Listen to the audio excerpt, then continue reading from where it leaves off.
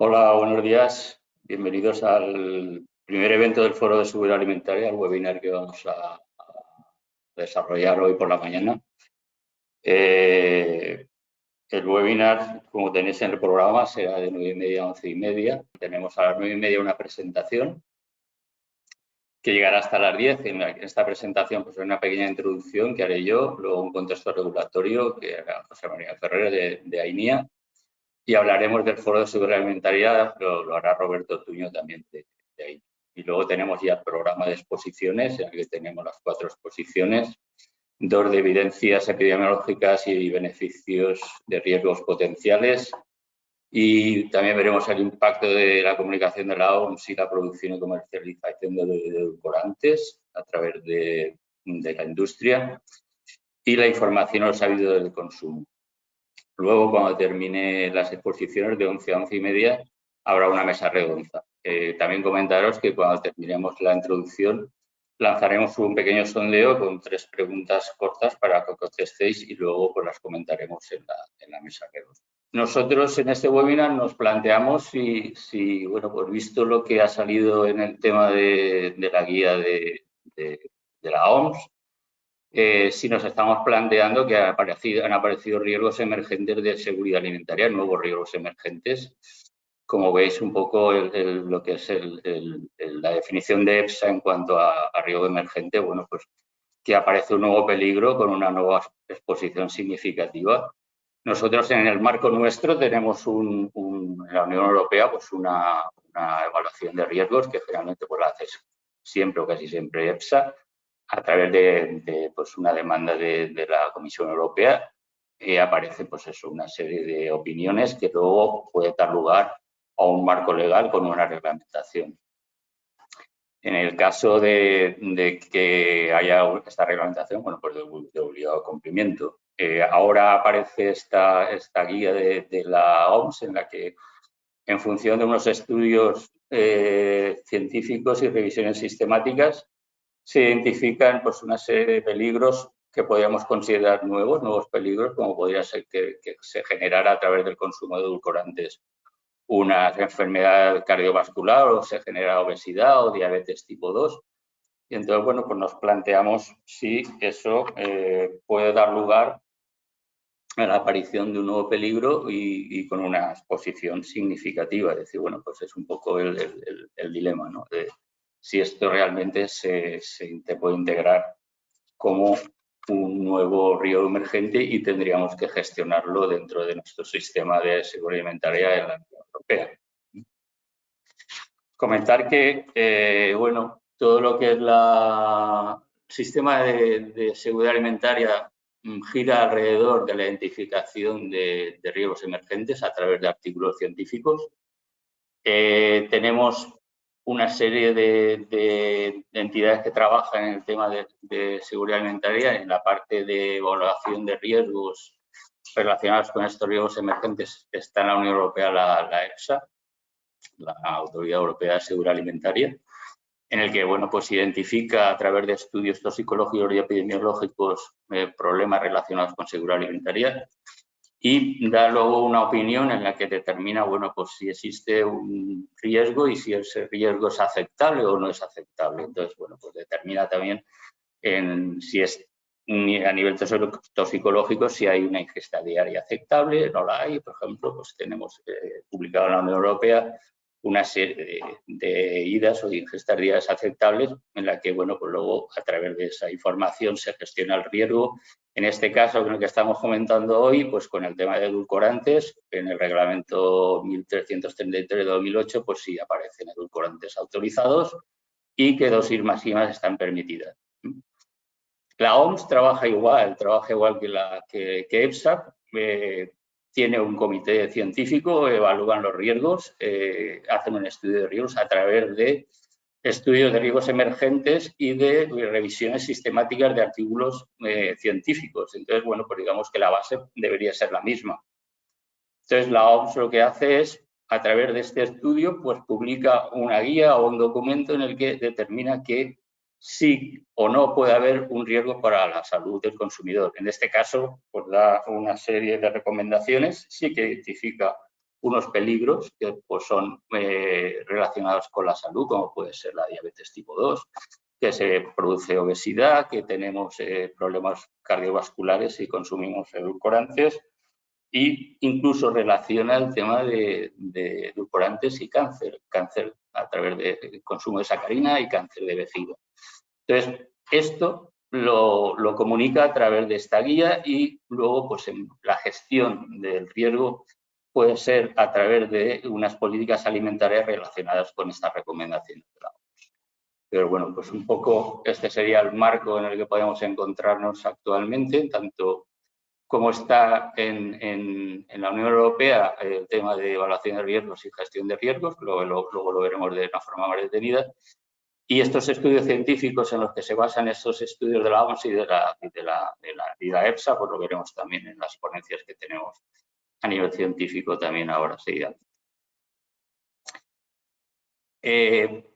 Aquí tenéis una cronología de publicaciones relacionadas con el tema de edulcorantes y bueno, pues hemos puesto no todas las que hay, pero algunas que consideramos que son significativas. Entonces tenéis, bueno, pues a partir de 2008 que se genera el reglamento en el que se enmarca el uso y el consumo de edulcorantes, a la publicación de esa de 2013 en la que se hace una revisión de estudios epidemiológicos, a partir de toxicológicos también se hace epidemiológicos y se ve que no hay incidencia de sacarinas o de edulcorantes o de cualquier producto de este tipo en relación con partos prematuros o cáncer. Entonces, pues bueno, pues se dice que no hay una relación. En 2014 sí que aparece un artículo científico en el que se dice que sí que hay una relación de edulcorantes artificiales con el consumo de glucosa que puede alterar la flora intestinal.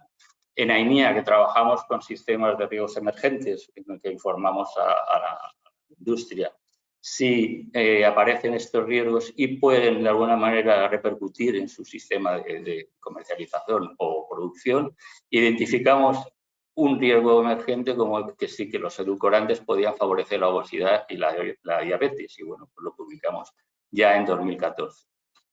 En 2015, la Agencia Francesa de Seguridad Alimentaria también publica un artículo en el que dice que, considerando que los beneficios nutricionales o los riesgos nutricionales, pues bueno, dice que no hay o no identifica beneficios y tampoco identifica riesgos. Es decir, un poco parece que es digamos, una publicación neutra en cuanto a beneficio y riesgo nutricional. En 2019 aparecen artículos científicos relacionados con que el consumo de edulcorantes parece que sí que tiene un efecto metabólico, acelera la absorción de glucosa en el cerebro y en otros tejidos del cuerpo humano. Entonces, esto lo publica el INRA en Francia. Entonces, bueno, pues es un artículo de peso. Luego, pues hay otras publicaciones en que se ve que la mayoría de los resultados de salud relacionados con edulcorantes no parece que generen un riesgo para el consumidor. En 2022 aparece un artículo relacionado con hallazgos en prospectiva en que sí que parece que es posible una asociación directa entre el mayor consumo de edulcorantes artificiales y un mayor riesgo de enfermedad cardiovascular. Y también por estas fechas aparece otro estudio de cortes relacionados con prospectiva en que también se identifica que hay una relación con mayor consumo de edulcorantes y un riesgo de cáncer en general. En 2022 aparece ya, digamos, podría ser el borrador de la guía de la OMS, en el que se publica una revisión sistemática y metaanálisis de publicaciones científicas y ya se apunta que sí que aparece, pues eso, unos riesgos relacionados con el consumo de edulcorantes. Y en 2023 pues aparece recientemente la guía esta de la OMS en el que se determina pues digamos el uso de edulcorantes para el consumo humano. Y esta guía, publicada en 2023, pues lanza una recomendación. Esta recomendación sugiere que los edulcorantes no se utilicen como un medio para lograr el control de peso o reducir el riesgo de enfermedades no transmisibles, como puede ser pues eso, el peso, el incremento de peso, el riesgo de diabetes tipo 2, enfermedades cardiovasculares. Y esta recomendación la considera condicional. Esto es importante, es decir, ¿qué es condicional? Pues bueno, pues que al final sea condicional podría entenderse como que, digamos, el problema de que se reduzca el consumo de edulcorantes, pues podría generar un aumento del consumo de azúcar. Entonces, digamos, un poco podría ser peor el remedio que la enfermedad. Entonces, bueno, pues por esto pueden plantear, pues decir, es que es una consecuencia no deseada y entonces, bueno, es una recomendación condicional. De todas maneras, los resultados sugieren lo que hemos comentado, que sí que hay una relación a través de unos estudios científicos, unos estudios con una base científica y son significativos los hallazgos, que sí que se genera un mayor peso corporal, hay un mayor riesgo de diabetes tipo 2 y enfermedades cardiovasculares. Incluso comentan, pues eso, la aparición de un incremento de cáncer con la ingesta de sacarina. Y para finalizar, que luego pues, también lo comentaremos, el tema de que las políticas alimentarias relacionadas con estas recomendaciones de la OMS pues pueden dar lugar a medio o corto plazo o a largo plazo un seguimiento de ingesta de edulcorantes, una regulación de la comercialización de estos productos, restricción a la promoción o venta de alimentos y bebidas que los contengan, políticas fiscales o impuestos, etiquetado, educación del consumidor o una reformulación de productos. Bueno, pues más o menos esto es lo que quería comentaros y ahora pasamos a ver la exposición de José María Ferrer relacionada con el marco legal de la Unión Europea de edulcorantes. Buenos días a todos. Bienvenidos de nuevo. Como ha comentado mi compañero Vicente Martínez, voy a realizaros una breve intervención en relación con el contexto regulatorio para esta situación que se ha dado como consecuencia de la publicación pasado mes de mayo, si no recuerdo mal, por parte de la OMS de estas indicaciones acerca de los edulcorantes. Desde ese punto de vista, quiero compartir con vosotros pues, algunas cuestiones sobre el contexto regulatorio. Bueno, como decíamos, la Organización Mundial de la Salud planteó pues una serie de indicaciones en sus guías y de este modo planteó pues estas cuestiones que tenemos que comentar hoy.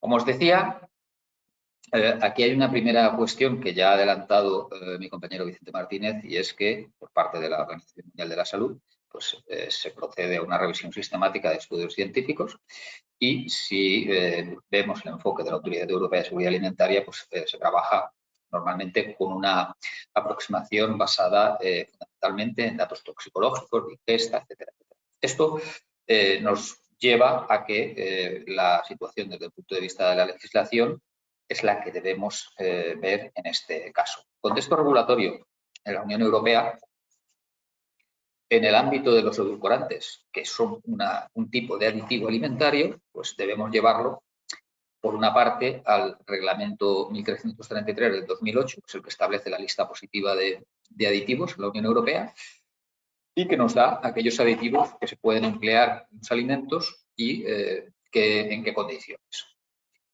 No vamos a entrar, porque no es hoy la cuestión de desarrollar por extenso toda la cuestión de aditivos alimentarios, porque si no, pues realmente tendría que quitarles tiempo al resto de ponentes y no es la cuestión. Además de que tengamos presente lo que se refiere a la lista positiva de aditivos, y desde el punto de vista de lo que hoy nos trae aquí, pues hay que tener muy en cuenta todo lo relativo a la seguridad alimentaria de los aditivos.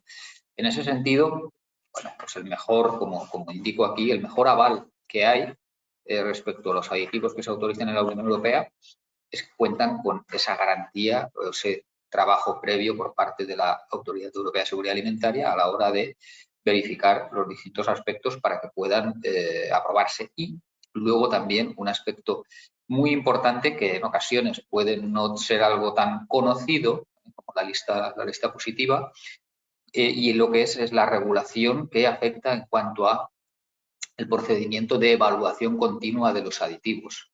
De hecho, en el año 2010 se publicó el reglamento 257 que establece un programa de reevaluación de los aditivos alimentarios, y esto es algo que en estos 13 años que han transcurrido desde este reglamento, pues se viene haciendo con total normalidad y con una frecuencia muy elevada. Se van revisando los distintos aditivos para confirmar que son aditivos seguros, y si procede modificar su uso o las dosis en las que se emplea, pues así se hace.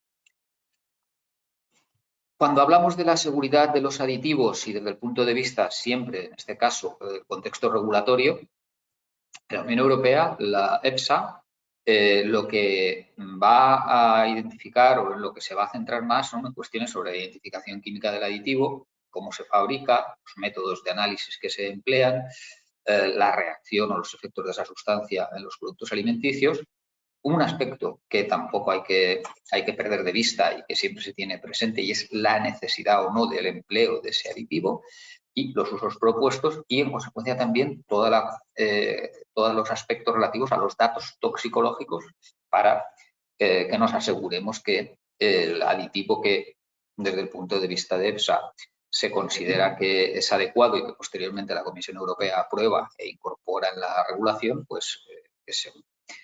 Con todos estos datos, EFSA lo que hace es determinar la ingesta diaria admisible y se valora pues, que con el uso que se prevé para ese aditivo y en el tipo de alimentos que se vaya a emplear, pues no se sobrepase esta IDA. Es algo que se tiene en cuenta tal y como se plantea desde el punto de vista regulatorio, lo que hace EFSA para que luego la Comisión Europea, como digo, apruebe estos aditivos. En el caso concreto de los edulcorantes, para que todos los asistentes lo puedan ver y luego también más adelante se volverá a comentar, bueno, ahí tienen una tabla en la que se pueden ver los edulcorantes que hoy en día están en la lista positiva de aditivos autorizados, y también es importante que tengamos en cuenta estos tres criterios que resalto en esta transparencia, y es que los aditivos en general y por lo tanto también los edulcorantes no deben suponer ningún riesgo para la salud de los consumidores siempre que se utilicen en las cantidades que se han propuesto y por lo tanto se han aprobado, que exista una necesidad tecnológica razonable y que no haya otras alternativas técnicas o sea, no haya otras alternativas viables, vamos a decir, y que el uso de estos aditivos no dé lugar o no pueda inducir a error y que además sea beneficioso para el consumidor. Este ABC es muy importante que lo tengamos presente, y no solo que lo tengamos presente de cara a lo que se aprueba, sino en lo que ya está aprobado, para que también tengamos tampoco, vamos a decir, que esa tranquilidad, es decir, que los aditivos, pues, se han considerado esos aspectos.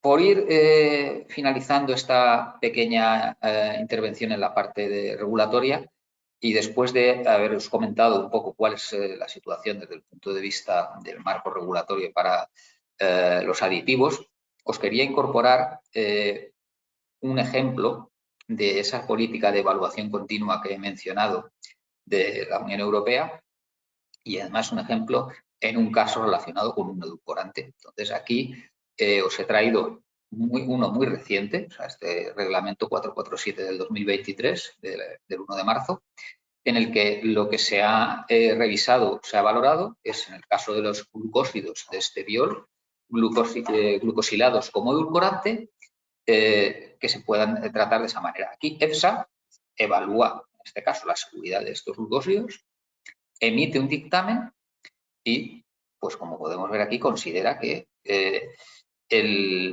esta situación que se planteaba considera que se respalda su seguridad como aditivo alimentario. Llega a la conclusión de que no hay un problema de seguridad por utilizar estos glucósidos de esteviol glucosilados como aditivo en los usos y niveles que se han propuesto. Y pues tendremos ahí los glucósidos de esteviol del E960A al E960C que se podrán utilizar como edulcorantes.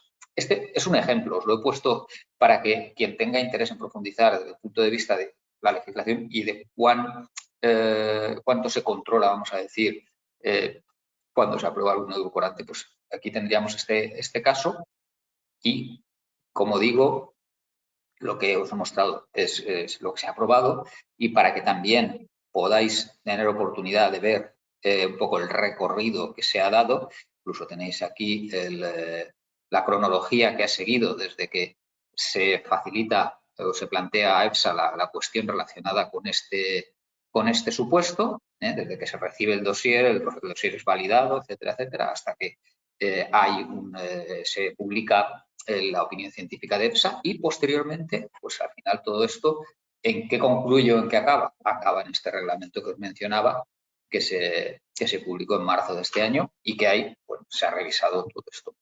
¿Con esto qué quiero decir? Quiero decir que con independencia de todo lo que vamos a ir viendo a lo largo del webinar y de las cuestiones técnico-científicas que se van a tratar, debemos saber que tenemos un contexto regulatorio bastante claro en cuanto a los aditivos y que hay unos criterios y unas medidas de seguridad para que los aditivos que se aprueben las cumplan. Pues nada, agradeceros la atención. Voy a dar paso ahora a mi compañero Roberto Ortuño como responsable del área de calidad y seguridad alimentaria, que también va a intervenir en este webinar. Muchas gracias. Hola, buenos días a todos.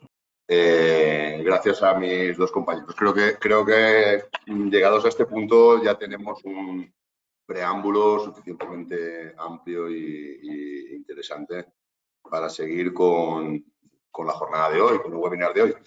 Y la verdad es que me sabe un poco mal, pero os voy a pedir un pequeño paréntesis para contaros algo que creo que puede tener importancia para las empresas y para los profesionales y las profesionales de la seguridad alimentaria de cara a afrontar nuevos riesgos de aquí a un futuro.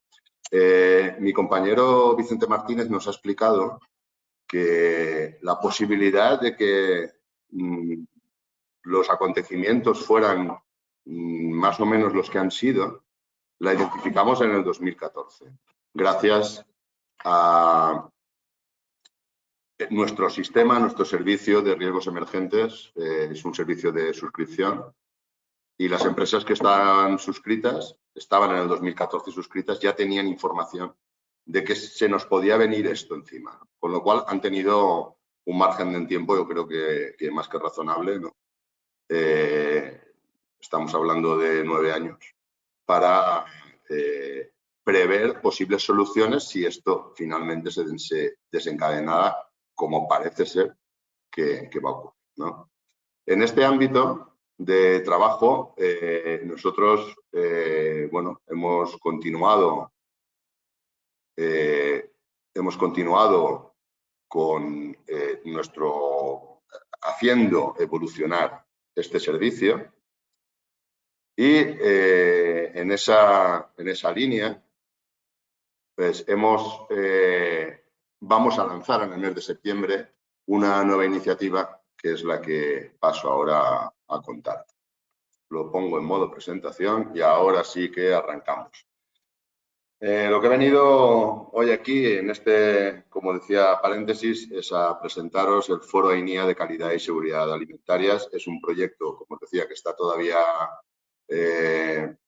acabando, lo tenemos todavía en el horno, no acabará de estar cocinado hasta el mes de septiembre, si todo nos sale como tenemos previsto, que espero que así sea. Os cuento un poco en qué consiste este foro. El Foro AINIA de Calidad y Seguridad Alimentaria busca generar una comunidad de profesionales de la seguridad alimentaria y de la calidad que pueda tener un nivel de información muy superior al que normalmente tenemos en este ámbito. Se configura como una suite de servicios y lo que los suscriptores tendrán es un informe cuatrimestral de riesgos emergentes del tipo, no exactamente igual, pero del tipo del que hemos estado trabajando hasta ahora y que algunos de los presentes quizás conozcan. Además de esto, habrá una alerta temprana permanente, es decir, tendremos un sistema para que si en un momento dado aparecen, fundamentalmente estamos hablando de EFSA, de RAS y de FDA, señales de que puede haber algún problema con algún peligro a partir de esta información, pues poderos informar de forma permanente. Permanente va a ser casi diaria, es decir, en el momento que se producen las desviaciones estaréis informados, ¿no?, de ellas. Haremos 3 eventos anuales exclusivos para suscriptores. Los eventos serán del tipo del que estamos hoy. Buscaremos cada vez un tema que sea de actualidad, como en este caso pues es el de los edulcorantes. Pues si de aquí 4 meses lo que tenemos todos encima de la mesa, o una parte de nosotros encima de la mesa, son los problemas con cualquier tipo de contaminante nuevo o existente, ¿no? Bueno, se está hablando mucho del incremento de la problemática de micotoxinas. Bueno, si realmente esto toma fuerza, pues podremos hacer un seminario sobre micotoxinas o sobre efectos de contaminación del suelo por prácticas de economía circular. Pues podremos hablar de este tema o de cualquier otro que sea en ese momento el tema que sea de máxima actualidad. Además, tendremos un canal de comunicación abierto para que nos sugiráis, para que los suscriptores nos puedan sugerir cuáles son los temas que en cada momento les resultan pues más inquietantes, ¿no?, o más importantes. Además, sobre estos temas de especial interés, prepararemos 3 veces al año una monografía, es decir, un documento amplio de información sobre ese peligro, y tendréis también un acceso a consultas para poder hacer un número de consultas al año sobre el informe cuatrimestral o la alerta temprana. La verdad es que con la primera transparencia prácticamente ya he cubierto los objetivos de lo que quería enseñar, pero bueno, ahora ampliamos un poquito de información sobre todo esto. Informe cuatrimestral de riesgos emergentes. Aquí simplemente os pongo un poco un panel para que veáis qué tipo de información es la que podemos ofrecer. He puesto lo que podría ser un índice de esta información, histórico de escenarios de riesgo, un resumen ejecutivo para empezar. Tenéis en la izquierda pues un poco para que veáis extensión y cuál es finalmente el entregable, ¿no?, que se puede tener. Un histórico de escenarios de riesgos, nuevos escenarios de riesgos y una matriz de escenarios, que es esta que tenéis aquí en la parte inferior derecha. Toda esta parte donde veis tanto peligros como fraude, porque también los fraudes los vamos a incorporar en este servicio de riesgos emergentes, independientemente de que sean o no un riesgo para la salud. Nosotros entendemos que siempre, al menos de una forma preventiva, debemos desde el punto de vista de la seguridad alimentaria, debemos de poner también el foco en los posibles fraudes, no únicamente por lo que significan en sí mismos, sino también porque en muchas ocasiones, y bueno, pues recordemos el síndrome tóxico, ¿no?, del aceite, ¿no?, un fraude que también tenía una repercusión y tuvo una repercusión tremenda sobre la salud y un impacto sobre medios, en fin, de gran alcance, ¿no? Probablemente fue el hecho que trajo a España, tristemente, pero bueno, nos trajo lo que es la seguridad alimentaria o la gestión de la seguridad alimentaria moderna.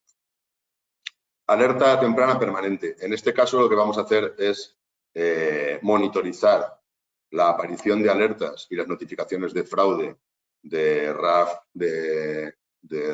y USDA, y a partir de ellas, y FDA, y a partir de ellas, cuando veamos que hay un aumento de la frecuencia, es decir, imaginaos, estaba poniendo el caso antes de micotoxinas, pues que encontramos que empieza a haber muchas más alertas de micotoxinas de las que venía habiendo, pues informaremos de ello. Y cuando haya aparición de un nuevo peligro identificado ya como alerta o como notificación al rasgo a FDA que no tengamos en el histórico, pues también entendemos que esta es una noticia que os interesa. Como decía, con una periodicidad entre diaria y mensual tendréis información de este tipo, ¿no? ¿Qué pasa ante un aumento de frecuencia o una nueva aparición? Pues que tenemos esa situación en la que tenemos que pensar en si tenemos algo que hacer porque nos podemos encontrar algún problema con nuestro producto. Los otros 3 bloques los he puesto aquí en una única página. Son los eventos, las monografías y las consultas. 3 eventos al año, 3 monografías al año, 3 consultas al año. 3 eventos al año. Serán eventos exclusivos solo para aquellos que estén dados de alta en el servicio, solo para los que pertenezcan a esta comunidad. Siempre serán contenidos de actualidad, del estilo del que estáis teniendo hoy. Serán presenciales. Serán presenciales porque nos parece que es muy importante el que hagamos networking, el que nos sirva para que ese grupo de profesionales de la seguridad alimentaria nos conozcamos, incluso nos podamos ayudar unos a otros, independientemente de que podamos ser o no competencia o podáis ser o no competencia uno de otros. Creo que como profesionales de la seguridad alimentaria, pues la información es siempre positiva y la cooperación y la colaboración entre empresas es siempre más beneficiosa que buscar en la seguridad alimentaria una ventaja competitiva, o al menos esa es la forma que nosotros tenemos de verlo. Con lo que buscamos es generar esa comunidad de profesionales. Quizá también pongamos en marcha algún medio de comunicación entre nosotros de tipo chat. Bien, lo iremos viendo y también un poco bajo la demanda que vosotros mismos nos podáis ir dando. Muy probablemente, aunque como he dicho los eventos serán presenciales, pues sabemos que hay gente que está lejos y nos plantearemos si también deben de ser o no online. 3 monografías al año también serán exclusivas para las empresas que estén dadas de alta en este servicio. Bueno, en este momento, por ejemplo, estamos preparando una serie de artículos. El título son los 10 riesgos emergentes que nos van a ocupar en los próximos años, hasta donde sabemos ahora, porque seguro que sobre la marcha nos sale alguna cosa más. Y bueno, pues van a ser monografías de ese tipo, bien sobre un riesgo concreto, bien sobre una visión más general de los riesgos que nos están ocupando o que nos pueden ocupar en un futuro cercano. Siempre contenidos de actualidad y, como decía, serán exclusivos para aquellas empresas que sean suscriptoras de este servicio o esta plataforma. Al año también abriremos la posibilidad de que nos podáis hacer, incluido en este servicio, 3 consultas escritas para que nuestros técnicos puedan, o para que podamos responderlas, relativas al informe de riesgos emergentes y a las alertas tempranas, bueno, pues que versen sobre las temáticas que allí os transmitimos, ¿no? Estas consultas sí que serán telemáticas, las recibiremos por escrito y las contestaremos en el menor plazo posible.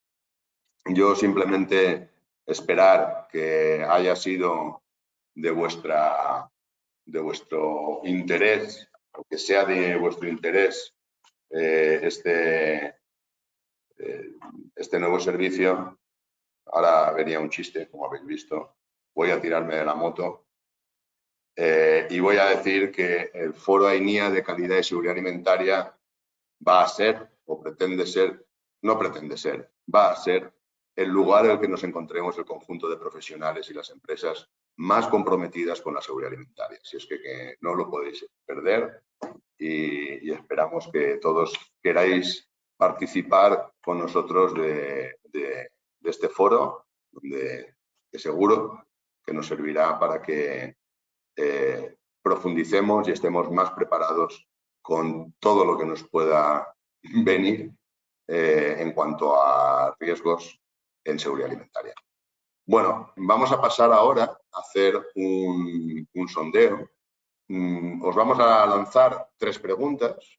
La primera es si las evidencias descritas en la guía de la OMS, hasta donde conocéis a día de hoy, sobre los edulcorantes, confirman la aparición de nuevos riesgos emergentes. Si pensáis que esto va a convertirse o debemos considerarlo un riesgo emergente, os daremos los resultados un poco más adelante.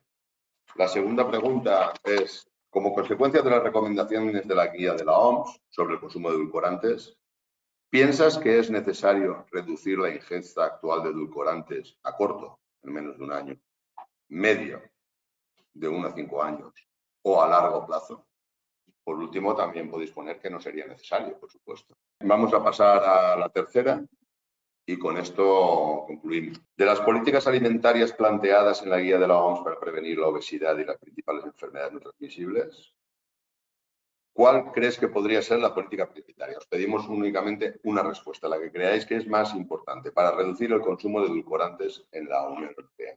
No hay respuestas buenas ni malas.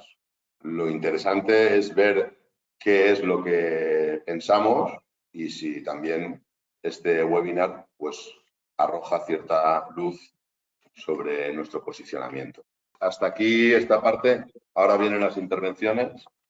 Os dejo con mi compañero Vicente Martínez, que os presentará a los diferentes ponentes. Vamos a escuchar y a ver a Raúl Zamora, el doctor Raúl Zamora, investigador principal del Grupo de Investigación de la Unidad de Nutrición y Cáncer del Instituto de Investigación Biomédica de l'IPEC y d'IBEI de Cataluña, que va a tratar de temas relacionados con evidencias epidemiológicas sobre el impacto del consumo y edulcorantes en la salud. Bueno, comentar que las intervenciones pues, van a ir una detrás de otra y con un tiempo estimado entre 10 y 15 minutos. Buenos días. Pues muchas gracias, primero por invitarme a participar en este webinar, que creo que es de mucha actualidad. En mi caso,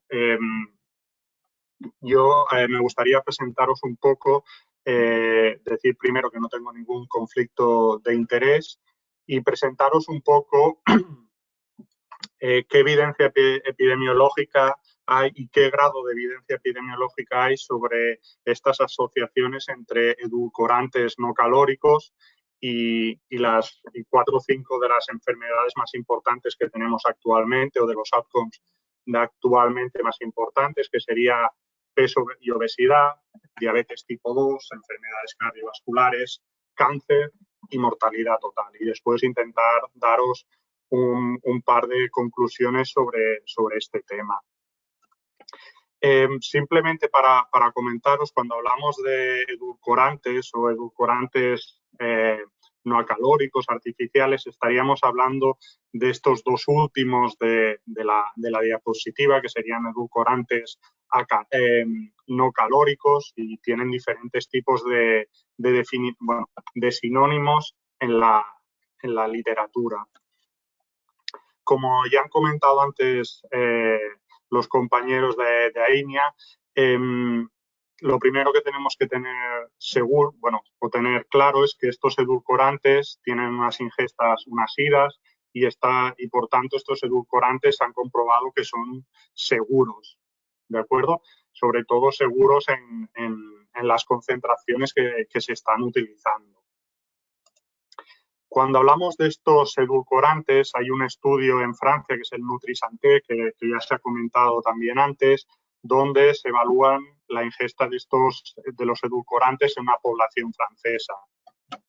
En esta población francesa se ve que el consumo medio es de unos 15-16 miligramos día y entre los que consumen unos 42.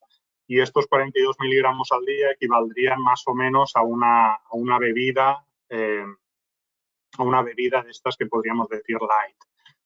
Los edulcorantes más consumidos en esta población, como podéis ver, es el aspartamo con más del 50% y el acesulfame con alrededor del 30%. Y las fuentes dietéticas que nos aportan más edulcorantes serían las bebidas, estas bebidas light que decimos, estas bebidas edulcoradas, y como veis, pues más o menos nos aportan prácticamente un 60%. Después tendríamos los edulcorantes de mesa, que serían las pastillas, por ejemplo, que echaríamos al café o alguna cosa de este estilo, y después alrededor de un 10% pues tendríamos, por ejemplo, los lácteos con edulcorantes. Esto es muy importante porque la mayoría de evidencia que tenemos nos habla de las bebidas edulcoradas, no de los edulcorantes en total. Pero hay mucha evidencia sobre estos edulcorantes en estudios epidemiológicos, ya sean tanto estudios de intervención, como son los ensayos clínicos, como los estudios observacionales, que los que nos aportarían más evidencia serían los estudios de cohorte longitudinal o los estudios prospectivos.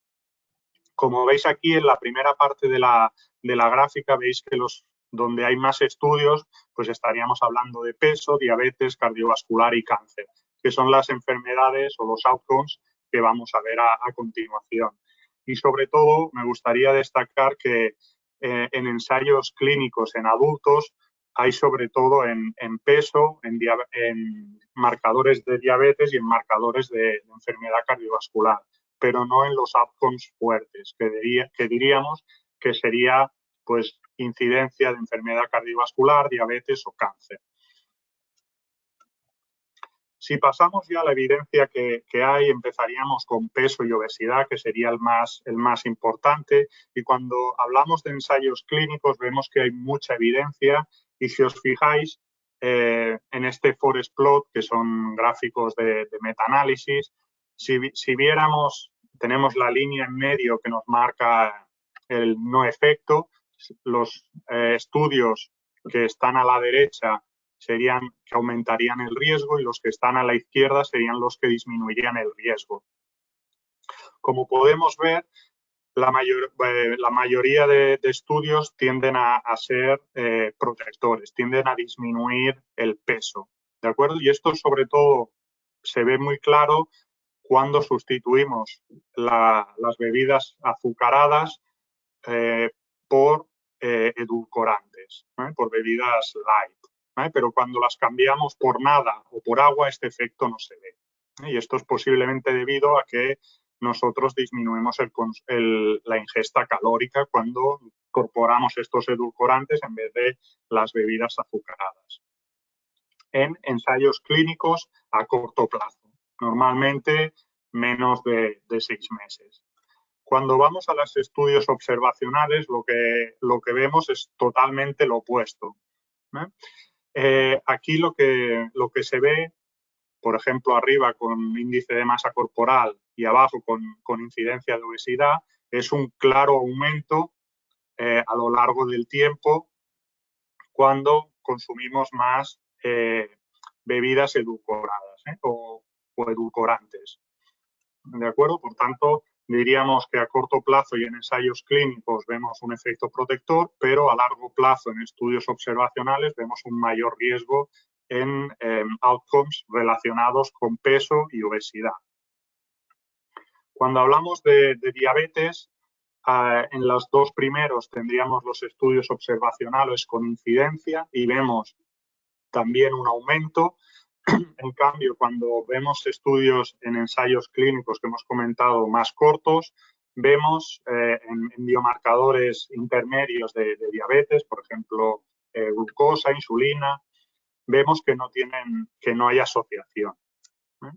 Y si nos fijamos en los estudios observacionales de incidencia de diabetes con este tipo de bebidas edulcoradas, vemos un claro aumento con la incidencia, con bastantes estudios, pero en cambio con la los edulcorantes de mesa, vemos que solo hay 2 estudios, por tanto la evidencia todavía es baja. Si nos movemos a enfermedad cardiovascular, en la parte de arriba tendríamos los estudios de cohorte donde mirarían las asociaciones con outcomes fuertes, con incidencia de eventos, y vemos que en la mayoría aumenta el riesgo, sobre todo en enfermedad cerebrovascular, no tanto en infarto, aunque también se ve un aumento. Y en cambio en los marcadores intermedios, en los ensayos clínicos, pues como podéis ver, los resultados son no significativos, ¿de acuerdo? Por tanto, volvemos a tener lo mismo que en peso, bueno, sobre todo que en diabetes y en enfermedad cardiovascular, que en los ensayos clínicos no veríamos resultados significativos, pero en estudios observacionales a largo plazo, sobre todo con enfermedades, con bebidas edulcoradas, sí que veríamos un incremento del riesgo. Y esto, si lo vemos en estos Forest Plot, pues podemos ver otra vez lo mismo, ¿eh? Con enfermedad, con infarto veríamos que aumenta el riesgo, pero no es significativo, y con accidente cerebrovascular sí que veríamos un aumento de riesgo significativo en estos estudios observacionales con bebidas edulcoradas. Uno de los pocos estudios que sí que ha evaluado la cantidad de edulcorantes consumidos por la población es este estudio de Nutrisante que os comentaba al principio, donde han participado más de 100.000 individuos, y vemos donde el total de edulcorantes artificiales aumentaría el riesgo de enfermedad cardiovascular total.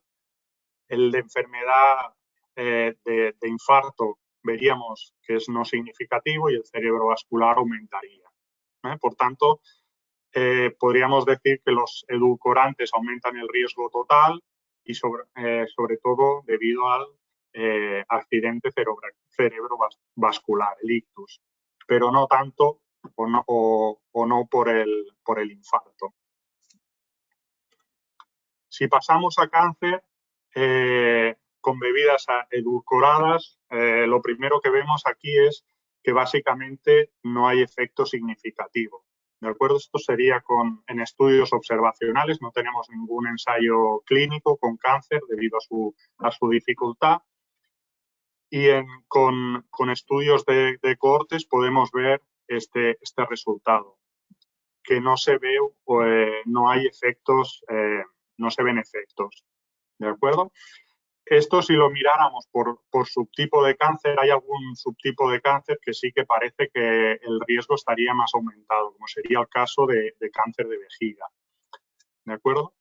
En cambio, si miramos con edulcorante total, antes era con bebidas edulcoradas, en esta cohorte Nutrisante vemos que para el total de edulcorantes, para la totalidad de la incidencia de cáncer total, veríamos un aumento, de alrededor del 10-15%, un aumento significativo, que no lo veríamos en los estudios observacionales, bien evaluando bebidas azucaradas. Cuando vamos a mortalidad, pues en todos estos datos mayoritariamente son extraídos del report de la OMS, y vemos también un aumento de la mortalidad, posiblemente debido pues, a que hay un aumento en la obesidad, un aumento en la enfermedad cardiovascular y un aumento en diabetes. Normalmente cuando me gustaría a continuación comparar las bebidas azucaradas un poco versus a las bebidas edulcoradas, porque muchas veces estos edulcorantes se utilizan en estas bebidas, y lo que me gustaría comentaros es que estamos viendo que estas bebidas edulcoradas aumentan el riesgo de obesidad, diabetes, hipertensión, mortalidad total, ¿vale? Las tenéis con este ASB de Artificial Sweetened Beverages, pero que las bebidas azucaradas también lo aumentan, ¿de acuerdo? Por tanto,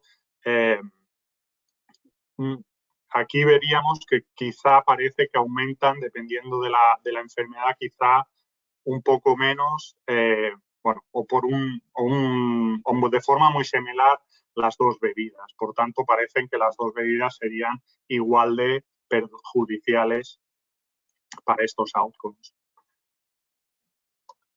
Una de las cosas que tenemos que tener muy claro son fortalezas y limitaciones de estos estudios. Como veis, tenemos más limitaciones que fortalezas.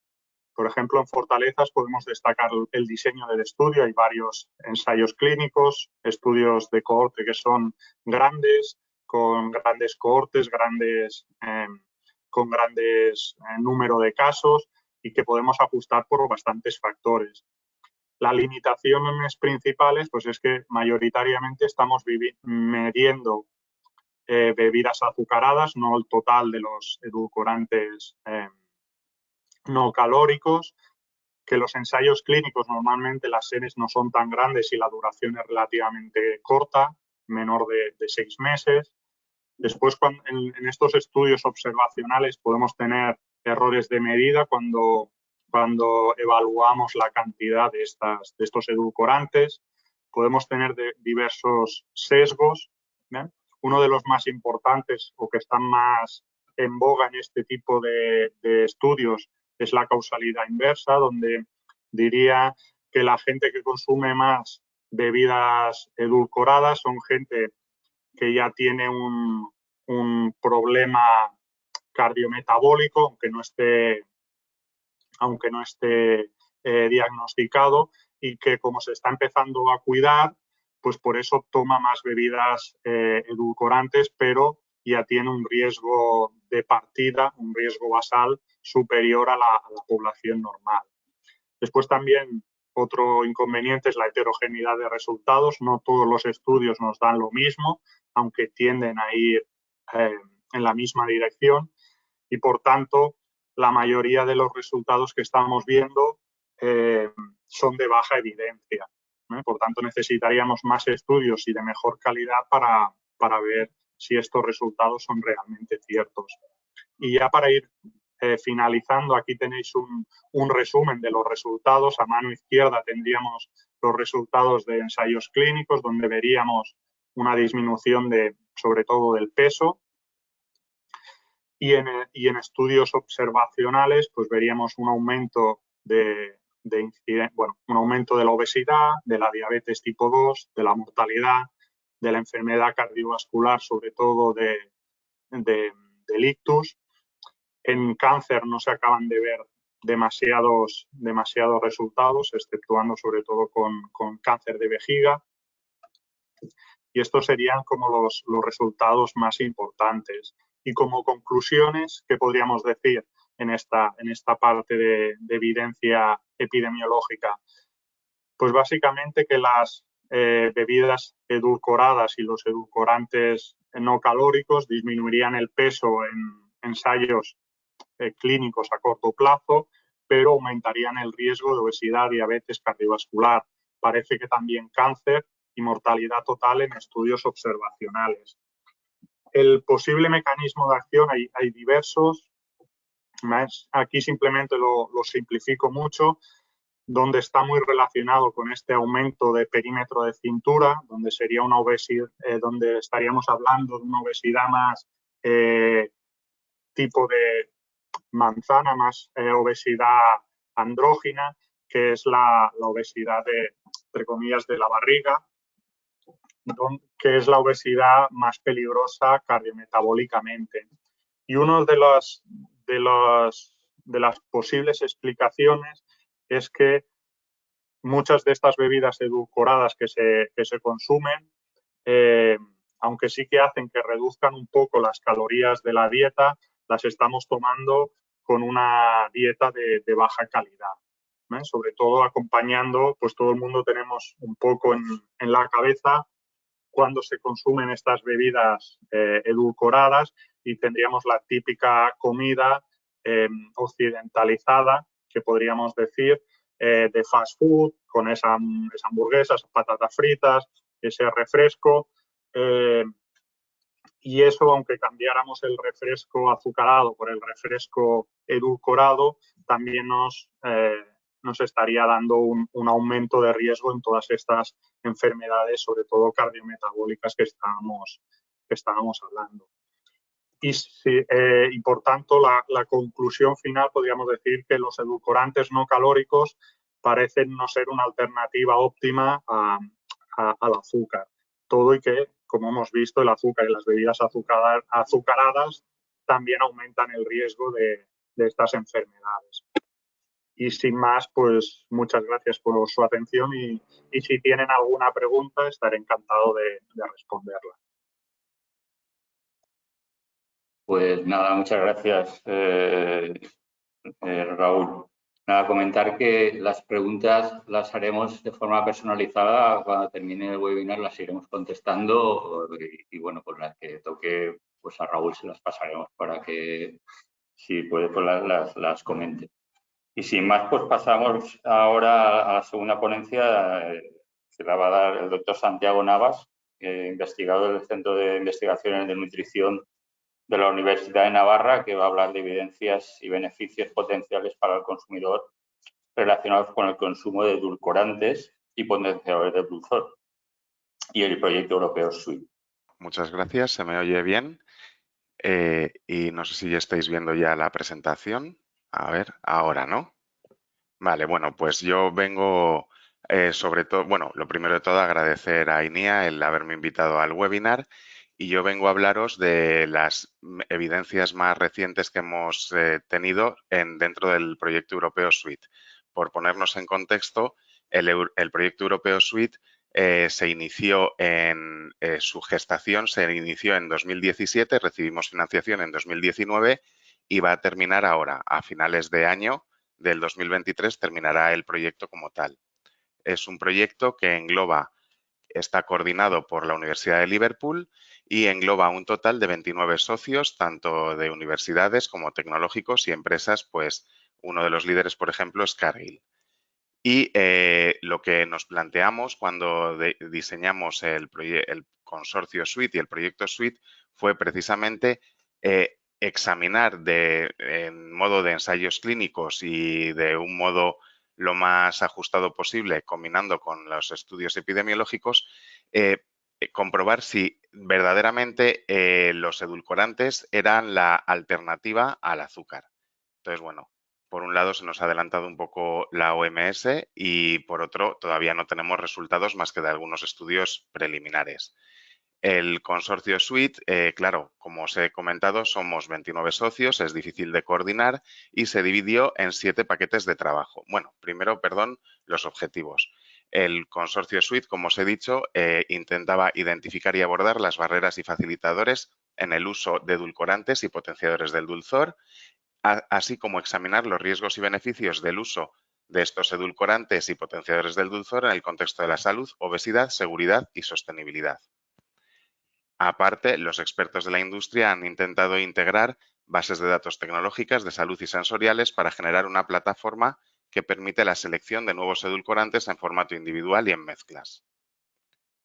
Y, como os decía, somos 29 socios divididos en 7 paquetes de trabajo. El primero que coordina, que el IP principal es Cargill, es de innovación y producción.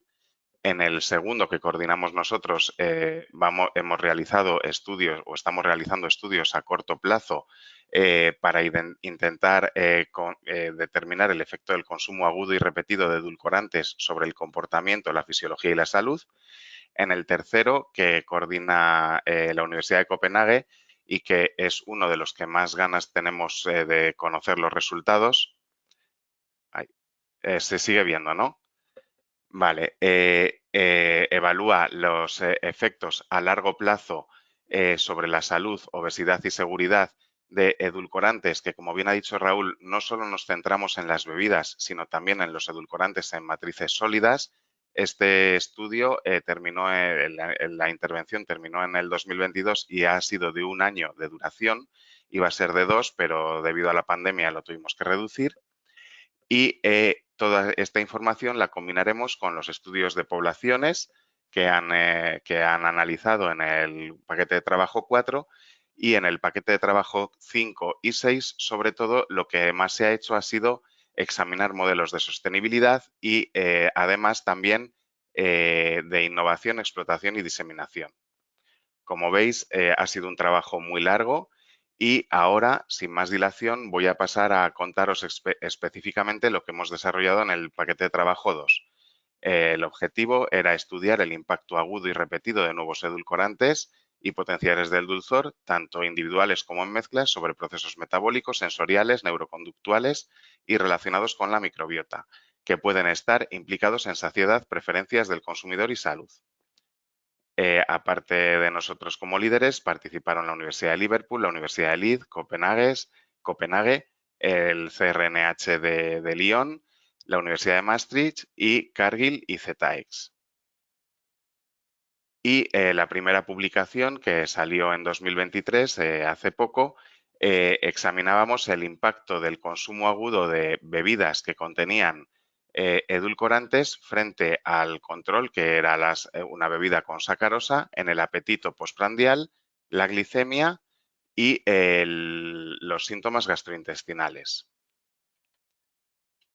Entonces, este estudio fue multicéntrico, participamos la Universidad de Navarra, la Universidad de Liverpool y la Universidad de Copenhague y lo que examinamos fue una bebida que tenía stevia rebaudósido M con mogrósido 5, stevia rebaudósido A con taumatina y sucralosa C-sulfamo K, frente al control que era la sacarosa. Fue un diseño cruzado, aleatorizado, postprandial y todos los participantes pasaban por 4 visitas probando las 4 bebidas. El orden de las bebidas era aleatorio. Y el procedimiento de estudio fue el siguiente. Cada día llegaban tras 12 horas de ayuno a las instalaciones, comprobábamos el cumplimiento, les dábamos 200 mililitros de agua y les insertábamos la cánula. Después de eso, se les realizaba la primera extracción a tiempo cero, se les hacía un cuestionario de sensaciones, un VAS, y se les daba la bebida que tenían que tomar entera durante como máximo 5 minutos y después de eso tenían que desayunar. Se les daba el desayuno, podéis ver a la derecha el tipo de desayuno que se les daba. A hombres y mujeres era el mismo desayuno, pero en los hombres había un poco más de contenido calórico y después se les hacían extracciones seriadas a los 30, 60, 90 y 120 minutos y veis que también contestaban a cuestionarios de saciedad y hambre durante a los 5, 15, 30, 45, 60, 120 y 180 minutos. Además, antes de dormir se les instruía para que rellenaran un cuestionario sobre antojos y al día siguiente se les hacía una llamada telefónica y se les preguntaba todo lo que habían comido desde que salieron de las instalaciones hasta la mañana siguiente y se les hacía también un cuestionario de síntomas gastrointestinales. De 69 que iniciaron el estudio, 59 participantes lo terminaron, con lo cual la tasa de abandono no fue muy elevada y estos son, además, de cara a poder analizar los resultados, la muestra fue similar en los 3 centros que participaron. Respecto a la respuesta glucémica, no observamos diferencias entre la bebida con sacarosa y las bebidas con edulcorantes, pero sí que observamos diferencias en la respuesta a la insulina. Mientras que la insulina sí que aumentaba más, como era de esperar, con la sacarosa, no se produjo ese aumento ni con ninguna de las 3 bebidas edulcoradas. Respecto a las sensaciones subjetivas de hambre y saciedad, tampoco observamos nada en el hambre, no había una respuesta distinta de la bebida con sacarosa frente al resto de bebidas, aunque sí que observamos una tendencia de la mezcla de sucralosa y acesulfamo potasio a inducir menor saciedad que las bebidas que estaban edulcoradas con stevia. Pero era una tendencia. Y respecto al deseo de comer Y a la ingesta prospectiva sí que observamos que la mezcla de sucralosa acesulfamo inducía un mayor score, una mayor puntuación en la ingesta prospectiva que la stevia con taumatina y la sacarosa. Ninguna de estas sensaciones se tradujeron en mayores ingestas en las siguientes 24 horas. Cuando les hacíamos el cuestionario, pues independientemente de la bebida que habían tomado, la respuesta era similar. Y ya por último, respecto a las sensaciones de gusto, liking y el wanting, sí que observamos diferencias entre las dos bebidas de stevia frente a la sucralosa y la sacarosa. Parece que gustaron más la bebida con sucralosa y acesulfamo potasio y sacarosa y la bebida con sacarosa frente a las dos de stevia. Y respecto al deseo de más, sí que parece que en general las bebidas no es que les saciaran, pero sí que no les daban ganas de comer más, de ingesta continuada en ninguno de los casos, aunque era más bajo en los casos de stevia que en los casos de sucralosa y sacarosa. Y respecto a los parámetros de seguridad que evaluamos, no se observó un aumento en el hambre de rebote tras la ingesta de ninguna bebida. Y en cuanto a marcadores metabólicos, teniendo en cuenta que era un estudio postprandial, pero no se observaron efectos ni sobre el colesterol total, ni el LDL y HDL. Sí que se observó, un ligero aumento en el colesterol postprandial LDL y HDL, pero se consideran triviales, ya que el efecto o la diferencia fue menor al 3% y todo lo que sea inferior al 10%, variaciones al 10%, se consideran triviales clínicamente. Y en relación a los efectos acumulativos, que como bien ha dicho Raúl en la presentación anterior, yo creo que es donde más evidencia se necesita, estamos explorando en una segunda fase del proyecto y sobre todo en el ensayo del crónico del año de duración, que esperamos que haya resultados a finales de este año.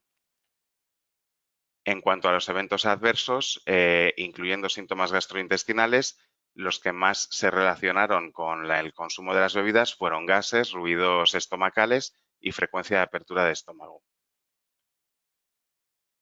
Respecto a las conclusiones que obtenemos de este primer estudio es que lo primero es el estudio bebidas es de los pocos en investigar los efectos metabólicos del consumo de mezclas de edulcorantes junto con otros alimentos. Es verdad que era una bebida, pero se examinó junto con un desayuno que tomaban los voluntarios. Ninguna mezcla se asoció con resultados negativos en relación al estado metabólico, gastrointestinal y de comportamiento. La mezcla de sucralosa con acesulfamo potasio sí que mostró algún comportamiento particular respecto al apetito, pero eso lo examinaríamos en esta segunda fase. Y sí que es necesario profundizar sobre los mecanismos, así como el impacto del consumo repetido. Entonces, bueno, esto sería un poco lo que tenía preparado respecto al estudio que ya hemos terminado y publicado.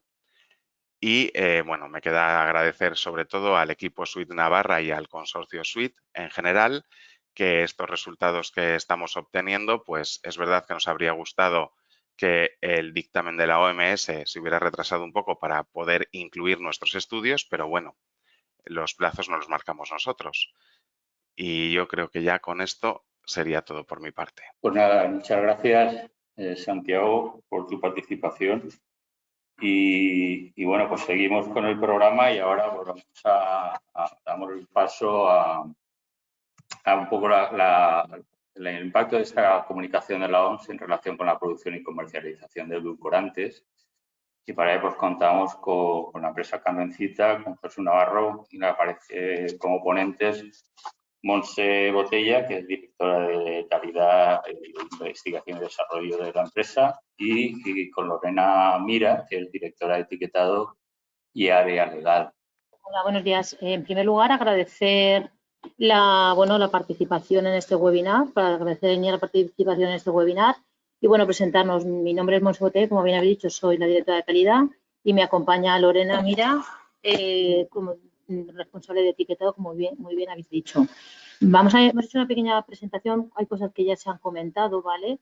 Porque en primer lugar queríamos hacer un poco de hincapié como empresa productora, envasadora y distribuidora de edulcorantes, pues hacer un poco de hincapié de dónde vienen los edulcorantes, cuándo surgen estos edulcorantes, qué estudio hacemos nosotros antes de lanzar un producto al mercado, por ver la seguridad de esto, y luego ya veremos cómo nos ha afectado a las ventas y en la producción comunicado de la OMS, ¿vale? Entonces, doy paso a Lorena para que empiece con la presentación y luego ya continúe. Bueno, como ya sabemos, la preferencia universal por los alimentos con sabor dulce se remonta a tiempos ancestrales y en diferentes culturas, pero principalmente es a finales de los años 70, principios de los años 80, cuando se produce un cambio del concepto de la estética corporal a favor de la figura delgada, la figura esbelta.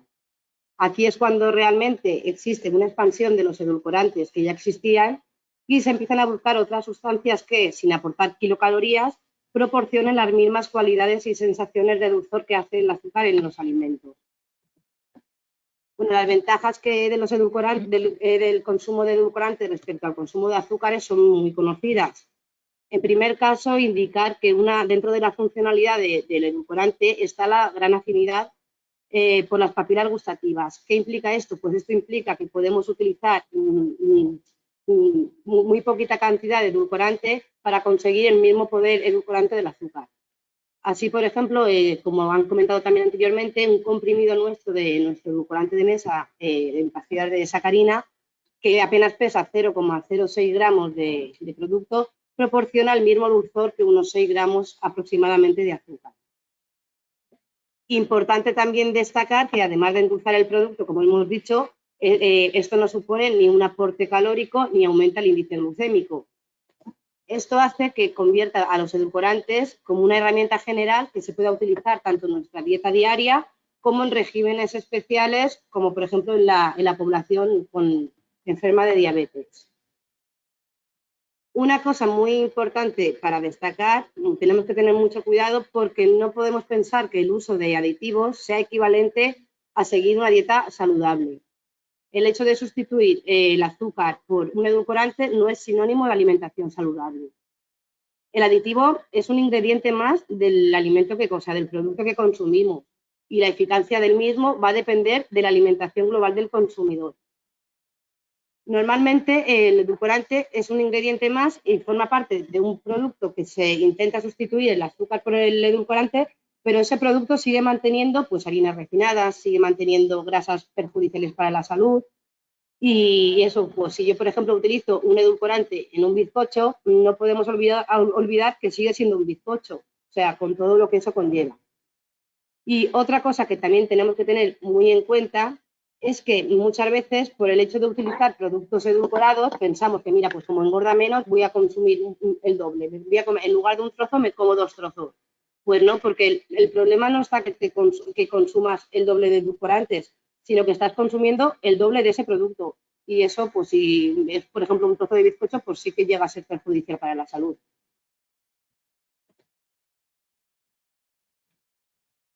Bueno, la pregunta clave, la pregunta en la que estamos ahora mismo todos debatiendo es si es seguro o no es seguro el uso de edulcorantes en nuestra dieta.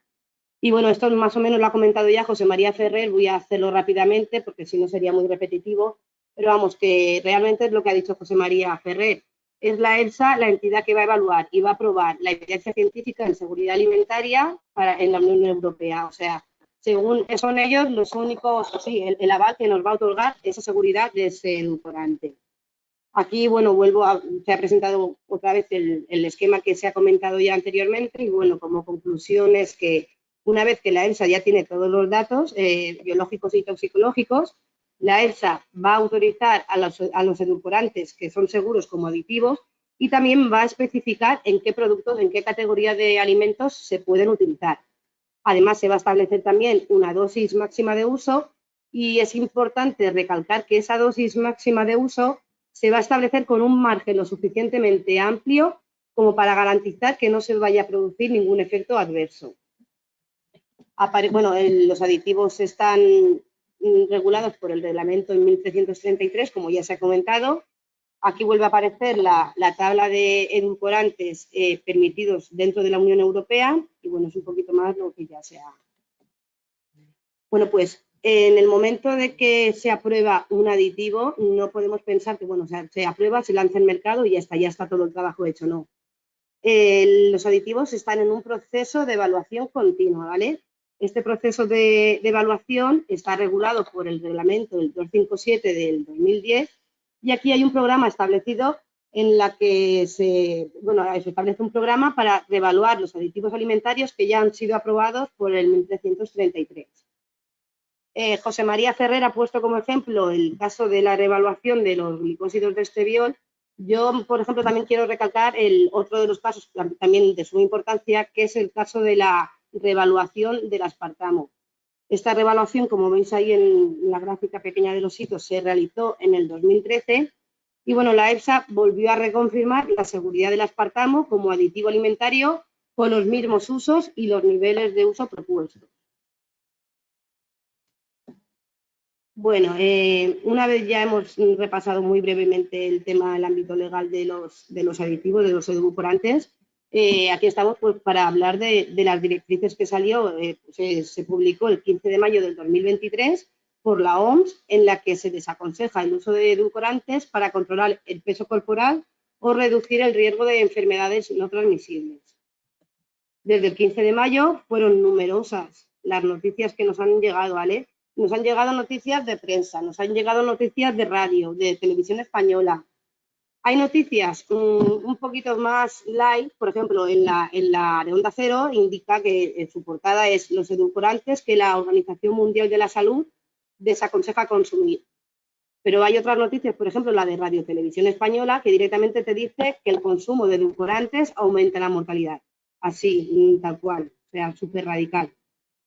Está claro que, a ver, que para el lanzamiento de las directrices, la Organización Mundial de la Salud ha recurrido tanto a ensayos clínicos como a estudios observacionales.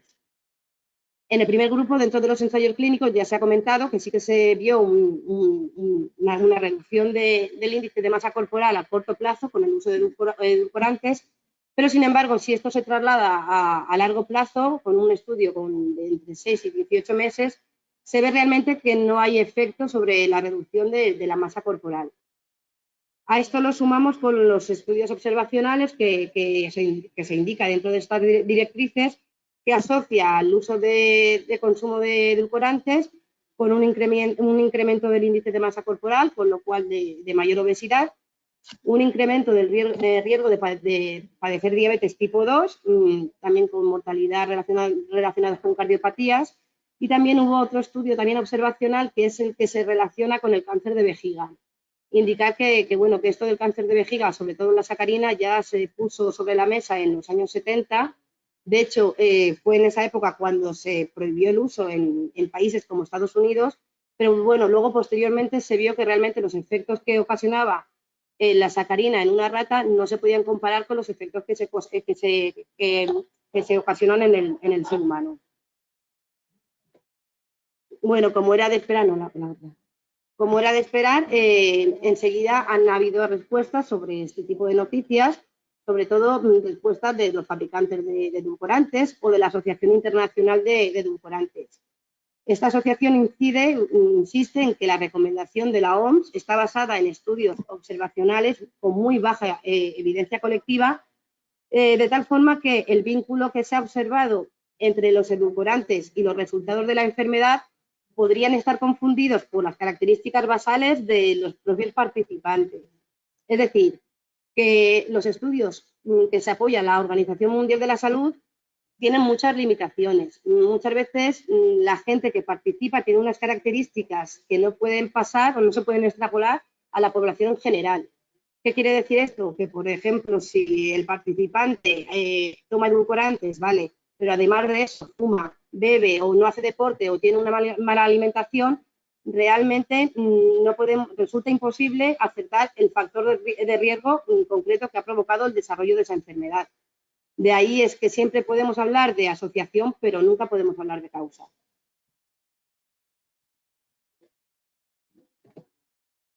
Es más, es la propia OMS la que recomienda, o sea, la que cataloga su recomendación como condicional, que como ya se ha comentado por otros ponentes, una recomendación condicional quiere decir que tiene muy baja evidencia, ¿vale? Y que además la propia Organización Mundial de la Salud no sabe realmente si la puesta en práctica de esta recomendación, con esta puesta en práctica vamos a tener beneficios. O sea, algo también a destacar es que indican que está relacionado el consumo de edulcorantes con el aumento en casos de diabetes, pero a su vez han mantenido la recomendación de que para los enfermos de diabetes sustituyan el azúcar por edulcorantes. O sea, estamos en un mundo contradictorio. Lo que ocasiona finalmente es al consumidor pues una confusión. El consumidor ya no sabe ni qué comer, ni cuándo comer, ni nada. O sea, estamos constantemente mareando al consumidor. Y bueno, pero en el mundo de los edulcorantes las contradicciones son el pan de cada día. No resulta fácil hablar de edulcorantes sin levantar algún revuelo. El ejemplo claro lo tenemos en el caso de la Coca-Cola, ¿vale? En el caso de la Coca-Cola se utiliza en Estados Unidos, está prohibido el ciclamato, sin embargo en la Unión Europea sí que está permitido. Y claro, el consumidor no es tonto, el consumidor se pregunta, ¿por qué si me la tomo en Estados Unidos es sana? Y ¿por qué si no me la tomo en Europa? O sea, son diversas opiniones y diversas regulaciones que al final lo que hacen es marear al consumidor. Otro ejemplo, por ejemplo, es el caso del aspartamo. El aspartamo está permitido aquí en Europa, pero sin embargo está prohibido en Japón, en Filipinas, en Noruega. Entonces, sí es cierto, o sea, los aditivos, en este caso los edulcorantes, han sido sometidos a cientos o miles de estudios, pero yo creo que estamos a mitad de camino y que aún faltan muchas cuestiones por aclarar, sobre todo al nivel del consumidor, porque el ida y el venida de esta información de mentiras, desmentidas y demás hace que los mareemos. Y al fin y al cabo el consumidor no deja de ser una persona posiblemente manipulable. Bueno, ahora pasaremos un poco a ver cómo nos ha afectado a nosotros como empresa este comunicado de la OMS. En primer lugar, pues hablaríamos un poco de lo que son las ventas, ¿vale? En estos momentos, en el canal retail, el 45% de la cuota sale de nuestras instalaciones, lo cual tenemos un grosso con respecto a este tema. Y valoramos la tendencia de este año, pues durante los 3 primeros meses del año sí que hemos notado una bajada en cuanto a las ventas, pero no solo de los edulcorantes, sino en general, y lo asociamos a la escalada de precios que ha habido a primeros de año. Posteriormente, ya en los meses de abril y mayo, vemos una ligera subida de ventas y vemos que se están recuperando. También lo asociamos a que ha habido una bajada de precios o una estabilización de los precios. Está todo asociado, por lo cual no vemos de momento nosotros hoy por hoy no podemos asociar que el comunicado de las OMS nos haya afectado. Vemos más una situación que estamos viviendo de precios más que el comunicado de la OMS a día de hoy. Con respecto al tema de la producción, nosotros no hemos notado grandes cambios, pues tenemos unas previsiones de producción en función de las ventas que tenemos estimadas y no ha habido grandes cambios con respecto a lo establecido. Hay unos meses que un poquito más, un poquito menos, pero se han ido ajustando y como podéis ver en la tabla, pues está todo bastante estable. Con respecto al tema de las consultas o reclamaciones, como bien comentaba Lorena, nuestras líneas solo nos han llegado 2 consultas, no como reclamaciones, sino como consultas, sobre todo por el tema de la seguridad, el tema de la confusión que estamos generando. Nos llegan consumidores diabéticos, oye, yo puedo, uno de ellos en concreto llamaba y decía, es que yo soy diabético, yo puedo consumir sacarina. Claro, nosotros ahí lo mandamos a que vaya su médico. Nosotros no somos médicos, nosotros somos una empresa de especies y de edulcorantes y remitimos que vaya porque no sabemos exactamente qué nivel de diabetes tiene. Entonces, en estos casos siempre lo remitimos a su médico, que es el que controla y supervisa. En nuestro caso, las 2 llamadas suponen un 1% del total de nuestras consultas, reclamaciones que hemos tenido durante estos primeros meses del año. Con lo cual tampoco vemos un exceso de llamadas respecto a este tema. Sí que vemos que diariamente en las redes sociales, en prensa, todos los días hay un comunicado relacionado con los edulcorantes. Yo, por último, como conclusión, pues diría pues, que el comunicado a día de hoy no nos ha afectado en las ventas y lo que me preocupa es que están saliendo muchas noticias relacionadas con la seguridad de los edulcorantes y me preocupa sobre todo el consumidor final, que no sabe al final lo que tiene que hacer. Tanto comunicado, tanto incertidumbre, pues un poco lo estamos mareando. Y bueno, pues creo que queda un gran camino y creo que será, pues seguramente que habrá mucho más comunicados y seguramente habrá muchas más webinars al respecto porque creo que esto acaba de llegar y se va a quedar durante un tiempo. Bueno, pues muchas gracias por todo y damos por concluida nuestra presentación. Pues muchas gracias, Monse y Lorena, por vuestra presentación y, bueno, pues ligando un poco lo que has comentado, hablando de consumidores, pues vamos a ver la opinión de consumidores a través de la información y los hábitos de consumo que va a exponer Fernando Moner, presidente de la Asociación Valenciana de Consumidores y Usuarios ABACU y directivo de la Federación de Consumidores CECU. Bueno, Fernando, cuando quieras. Muchísimas gracias, en primer lugar, por la invitación para poder acompañaros. La verdad es que después de haber escuchado a Vicente, José María, Roberto y, por supuesto, a Raúl Santiago y a las representantes de Carmencita, pues, como se decía al final, a mí todavía me genera mucha más confusión.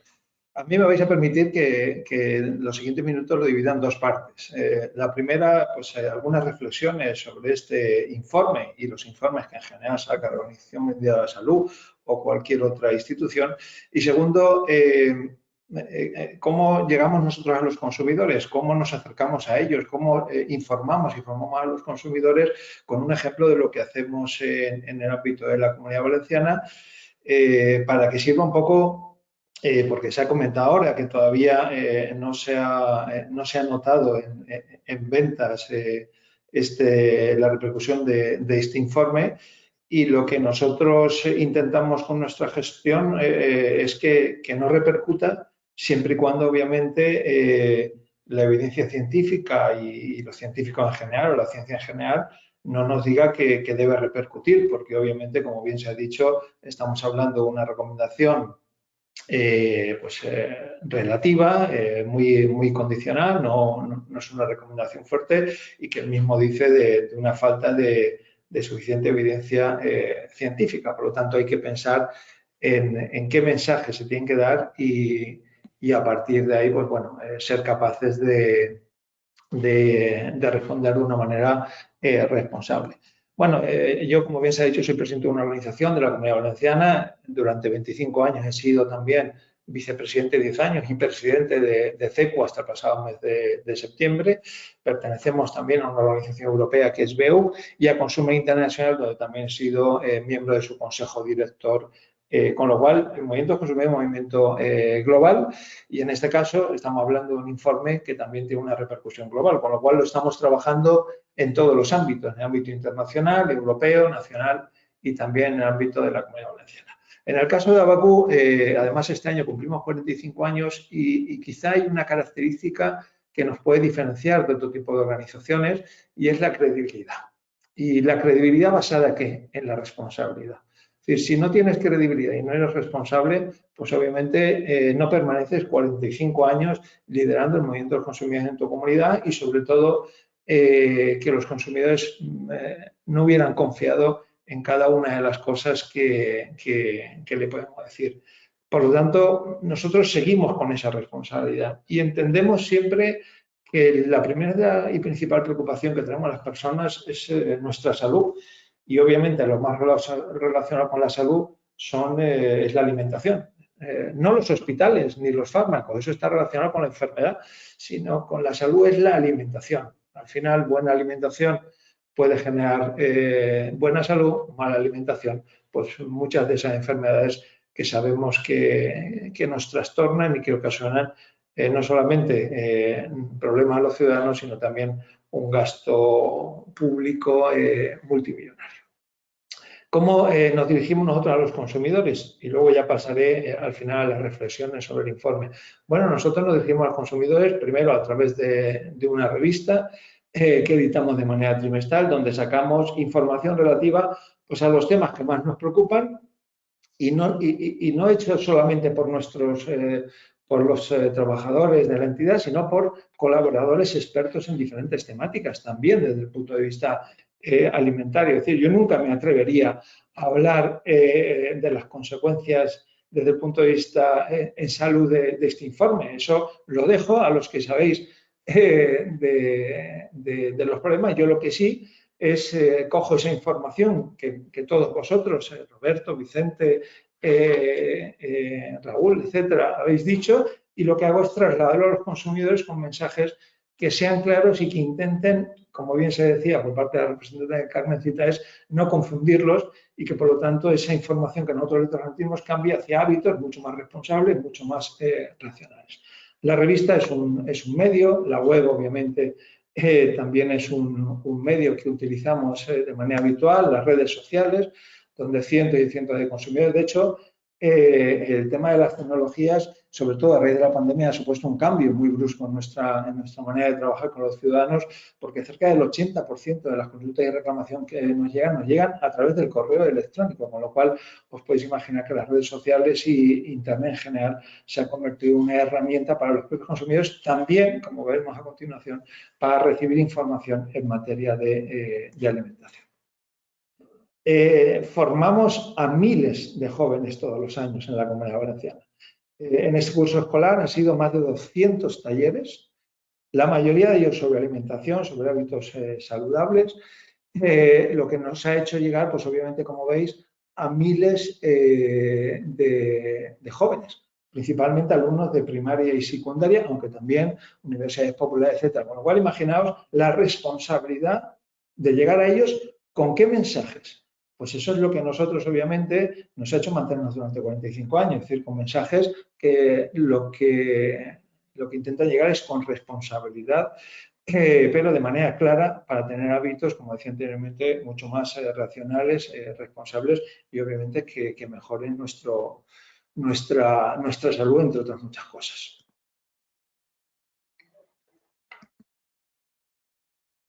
Por supuesto,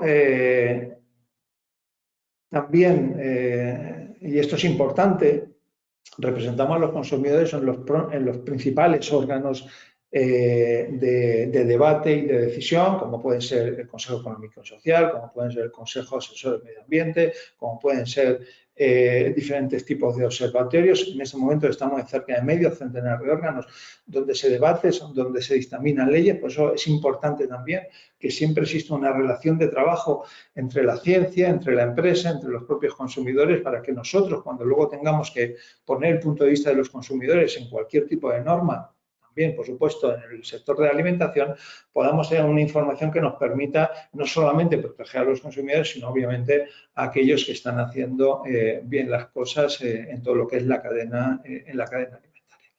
Y esto es importante y aquí vienen unos datos que sí que me gustaría que las personas que estáis en este webinar podéis entrar en la página web de la mesa de participación, es mesaparticipación.com, donde veréis la encuesta que hacemos a más de 3.000 familias de toda España sobre hábitos de compra y consumo, que de alguna manera nos hace ver la influencia que puede tener la información en los consumidores, los hábitos, hacia dónde caminan y en base a qué, y también cuáles son sus principales preocupaciones. Aquí hay algunos datos muy generales que yo voy a pasar de manera rápida. Lo primero es que veáis que del 2021 al 2022 ha habido un incremento en cuanto a las personas que han cambiado sus hábitos de compra y consumo, un 72% en el año 2020. Es decir, que los ciudadanos cambian mucho sus hábitos de compra y consumo por muchas variantes, pero una de ellas es por la información.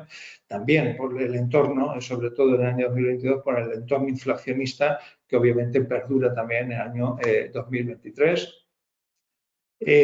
Siguen comprando productos, por ejemplo, ese 15% de personas que compran productos libres de alérgenos, pues dentro de ese porcentaje hay muchas personas que no son intolerantes ni alérgicas a ningún componente, pero que simplemente consideran que son más sanos.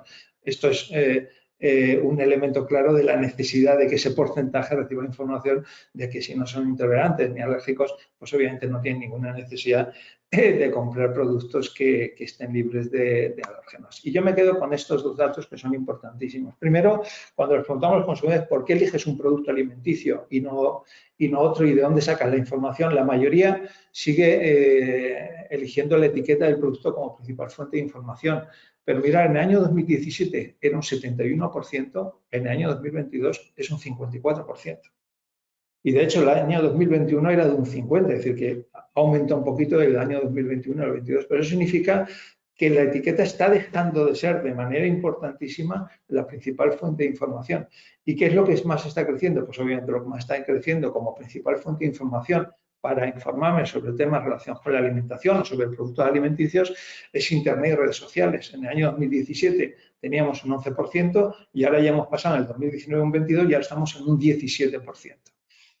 Y lo peor de todo es que el porcentaje de los que simplemente nos dice que no busca información ha pasado de un 10 a un 17 en estos últimos 5 años. Por lo tanto, esto lo que las conclusiones de este apartado es, primero, el consumidor se ve influenciado. De hecho, el 23% afirma que sí, que ha dejado de comprar un producto por la información que ve en redes sociales.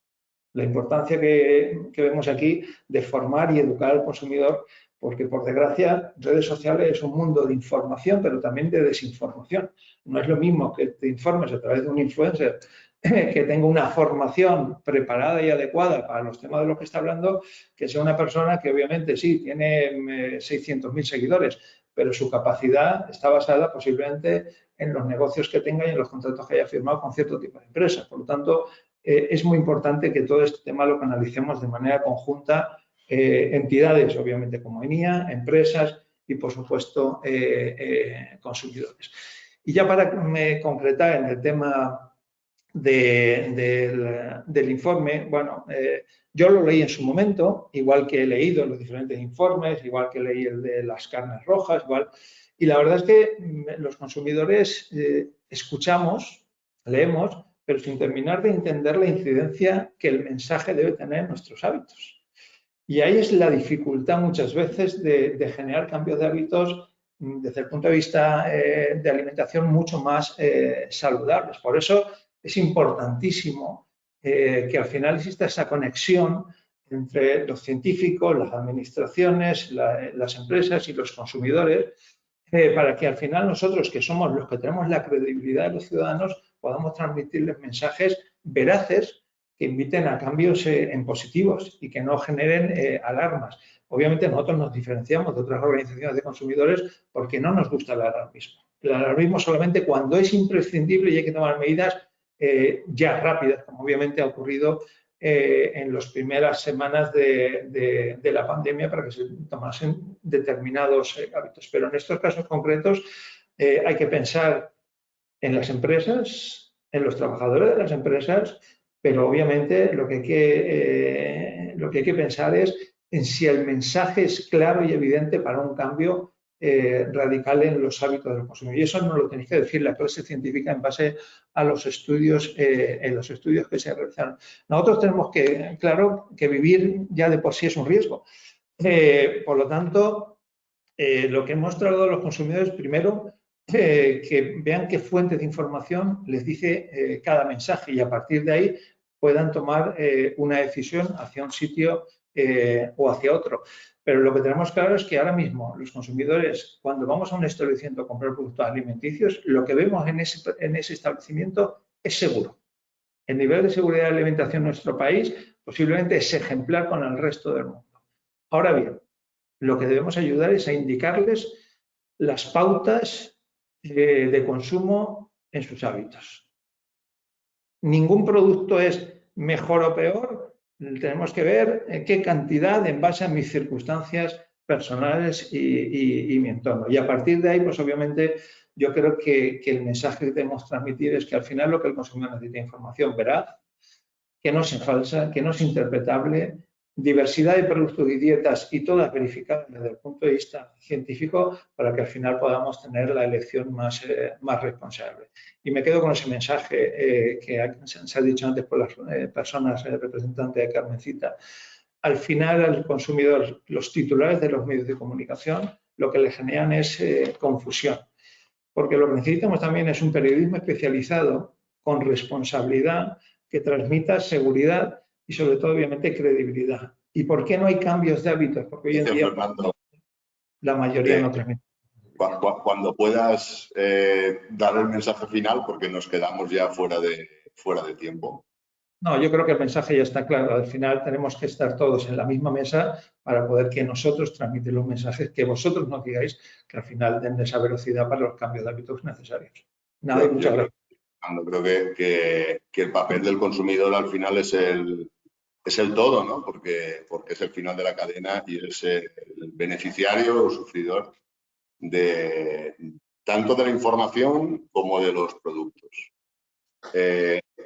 Vamos a pasar ahora a comentaros cuáles han sido los resultados de la encuesta.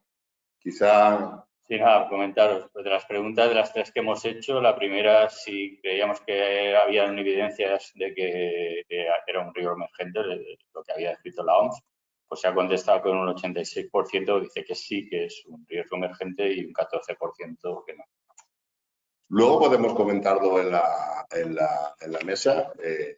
Bueno, parece curioso, ¿no? Que cuando en realidad creo que las intervenciones que se han hecho matizan el nivel de peligrosidad que puede llegar a tener estos productos. Sin embargo, probablemente el impacto mediático, que por otro lado, según nos han explicado las dos representantes de Carmencita, a día de hoy no ha tenido un impacto sobre ventas, sí que es potente, ¿no? Y por lo tanto es al menos un riesgo de cara a unas posibles bajadas de ventas. O sea, para la empresa sí que supone un riesgo. Vale, en cuanto a la segunda pregunta, si pensábamos que era necesario reducir la ingesta de edulcorantes a corto, medio o largo plazo, es decir, que sí. Que si la contestación ha sido que a medio plazo de unos 5 años, un 51%, 29% a corto plazo, 12% a largo y 4% no sería necesario. Entonces, pues, el 51% dice que sí, que a medio plazo sería necesario. Eso parece que también cuadra un poco con el estado, digamos, del arte, del conocimiento a día de hoy, y con ver que los efectos quizás son efectos más, digamos, acumulativos o a largo plazo que efectos a corto. Y la última pregunta, ¿cuál crees que podría ser la política prioritaria para reducir el consumo de edulcorantes? Pues bueno, ha sido mayoritariamente con un 78% la educación del consumidor y la reformulación de productos, porque llevaría a una reducción del consumo de edulcorantes en la Unión Europea. Bien, voy a hacer también un comentario que no deja de ser personal, ¿no? Sin duda, el consumidor al final es clave. También es verdad que el etiquetado, por ejemplo, pues al final va a acabar influyendo sobre la decisión de compra y por tanto es importantísimo. Y otro aspecto que a mí me gustaría, y esto también es una visión personal, es que quizá deberíamos de empezar a hablar más de información al consumidor o más de formación del consumidor que de educación, ¿no? Porque a veces cuando hablamos de educación al consumidor parece que los estamos tratando un poco, o que nos tratamos, porque consumidores somos todos como niños, ¿no? Deberíamos de hablar quizá más de educación, en vez de hablar de educación, quizá deberíamos hablar de formación. Bien, pues nada, si queréis pasamos un poco los minutos que nos quedan a una mesa redonda con los ponentes y, bueno, relacionada con estas preguntas que hemos hecho. Es decir, por ejemplo, podemos preguntarle a Raúl qué opina respecto a la primera pregunta, si lo que ha dicho la OMS lo ve como un riesgo emergente o no. Buenos días. Yo creo que es evidente que es un riesgo emergente porque todos los estudios a largo plazo van en esa dirección y que algo tarde o temprano vamos a tener que hacer. Primero, para evaluar mejor el riesgo, para hacer mejores estudios para poder evaluar ese riesgo y hacer mejores, tener una evaluación más clara de ese riesgo. Y después porque ya se conoce que, por ejemplo, todo este tipo de productos de bebidas, tanto azucaradas como edulcoradas, pues muchas veces se tendría que reducir el consumo para una alimentación saludable. Y eso es clave para la salud de los consumidores. Montse y Lorena, ¿cómo veis vosotras este aspecto? ¿Deberíamos de considerarlo? Entiendo que como algo relevante sí, porque de hecho estáis siguiendo cuál es el impacto que tiene sobre el consumo, ¿no? Luego para vuestra empresa evidentemente es relevante. Pero el tema de considerarlo riesgo emergente o no. A ver, hoy por hoy tenemos la garantía bueno, que esa respalda el consumo de edulcorantes, hoy por hoy, ¿vale? No tenemos ningún estudio debidamente convincente y realmente bien hecho que diga lo contrario. Y bueno, sí que es verdad que falta mucho por saber, falta mucho por conocer, pero hoy por hoy la legislación actual, el uso de edulcorantes sigue siendo seguro siempre y cuando se respeten los usos previstos y a la dosis prevista. Santiago, ¿quieres intervenir en este aspecto? Pues yo, la verdad es que disiento en parte con Raúl un poco, pero claro, yo me dedico más precisamente a los estudios de intervención y sí que creo que la evidencia que hay, a ver, vamos a ponernos en contexto. Evidentemente, yo no abogaría nunca por sustituir el azúcar por los edulcorantes y que eso haga a la dieta saludable. Eso no es así y estoy totalmente de acuerdo con Raúl en un comentario que ha hecho que el problema no es tanto, sobre todo, las bebidas edulcoradas, como lo es el contexto, donde se toman esas bebidas edulcoradas, que suele ser en fast food y demás. Y eso es lo que hay que cambiar. Pero en cuanto a que sea un riesgo emergente o que de verdad el consumo de edulcorantes signifique mayor tendencia a la diabetes o mayor tendencia al cáncer, porque estamos hablando, pero hoy también ha salido la noticia o ayer que el aspartamo va a ser declarado potencialmente cancerígeno por la OMS también, o sea que siguen un poco a la carga con el tema de edulcorantes. Sí que es verdad que ha habido un momento o una época en la cual se ofrecía el azúcar, o sea, la alternativa al azúcar saludable eran los edulcorantes acalóricos. Y yo creo que tiene que ser un complemento, pero no tiene que ser la base de una dieta saludable. Eso sin duda. Gracias, Santiago. Fernando, ¿quieres intervenir en este aspecto? Pues yo simplemente que lo que me parece increíble es que yo ahora baje por debajo de mi casa, vea un establecimiento de comida rápida con un cartel que lleva ahí 8 años donde dice que por 6 euros tienes barra libre de pizzas y de bebidas refrescantes. Y que siempre esté lleno de jóvenes entre 10 a 18 años principalmente. Ahí la publicidad quizá tendríamos que obligar a ser más restrictivos, porque eso sí que invita, y sobre todo en un entorno inflacionista como este. Por lo tanto, aparte de todo esto, de estos informes, de estos estudios, tenemos que mirar la publicidad que hacen diferentes tipos de establecimientos que invitan, obviamente, al consumo de productos que sabemos que diariamente no podemos, no pueden formar parte de nuestra dieta. Gracias, Fernando. Creo que la reflexión es muy interesante, ¿no? Porque a lo mejor estamos poniendo o haciendo hincapié en determinados temas o aspectos de la alimentación y descuidando otros que probablemente puedan tener efectos más negativos, ¿no? Y sobre todo sobre nuestros jóvenes. Yo entonces os haría una segunda pregunta y yo creo que con esto podíamos cerrar. Hacemos también una ronda de respuestas. Y la pregunta es un poco, bueno, creo que ya se han dicho cosas sobre ello. ¿Ha sido demasiado, la comunicación de la OMS es demasiado alarmante o ha sido precipitada?